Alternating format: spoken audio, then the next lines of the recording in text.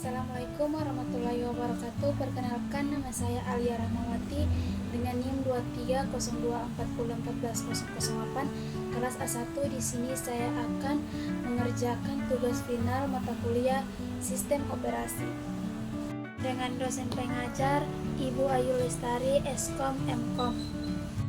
Yang pertama, definisi ruang swab. Definisi ruang swab atau sering disebut ruang swab biasanya digunakan dalam konteks teknik, khususnya dalam desain mekanik atau simulasi gerakan.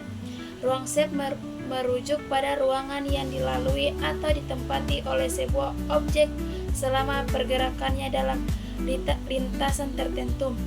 Yang kedua, jelaskan apa arti RAID tingkat 2. Dalam konteks RAID tingkat 2 adalah salah satu konfigurasi sistem penyimpanan data yang jarang digunakan karena beberapa keterbatasan.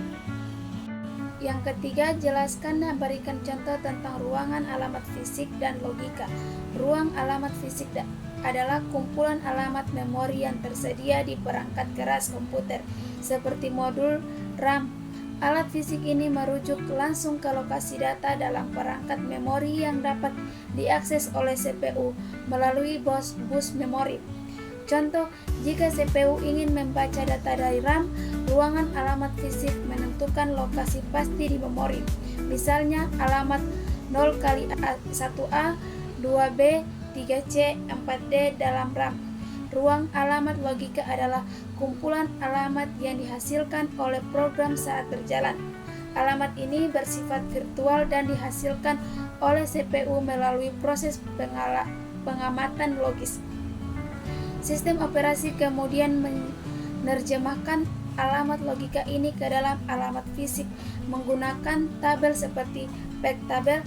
Contoh, ketika program berjalan, CPU menghasilkan alamat logika seperti 0 kali 0001234 MMU, kemudian menerjemahkan alamat ini ke dalam alamat fisik yang sesuai, misalnya 0 kali A1, A2, A3, A4.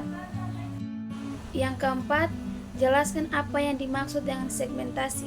Segmentasi adalah teknik dalam pengelolaan memori yang membagi memori menjadi segmen-segmen logis berdasarkan fungsi atau jenis data tertentu. Setiap segmen memiliki ukuran yang bervariasi dari ditujukan untuk tujuan spesifik, seperti kode program, data, atau tumpukan stack.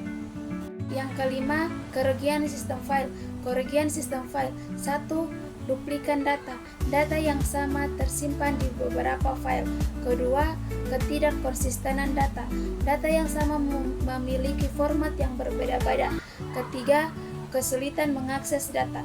Data yang dibutuhkan tidak dapat diambil karena permintaannya tidak diantisipasi saat pembuatan program. Keempat, data terisolir. Data tersebut diberi di berbagai file sehingga sulit untuk diambil. Kelima, batas kinerja. Kinerja sistem file dapat dibatasi oleh jumlah data, kecepatan perangkat, penyimpanan, atau cara data diatur. Yang keenam, jelaskan cara kerja mesin virtual VM. Menggunakan teknologi virtualisasi untuk membuat hardware virtual atau versi virtual komputer pada mesin fisik. Mesin fisik tempat VM dijalankan disebut host, dan VM yang berjalan di host disebut tamu. Mungkin itu saja yang bisa saya jelaskan. Kurang dan lebihnya saya mohon maaf.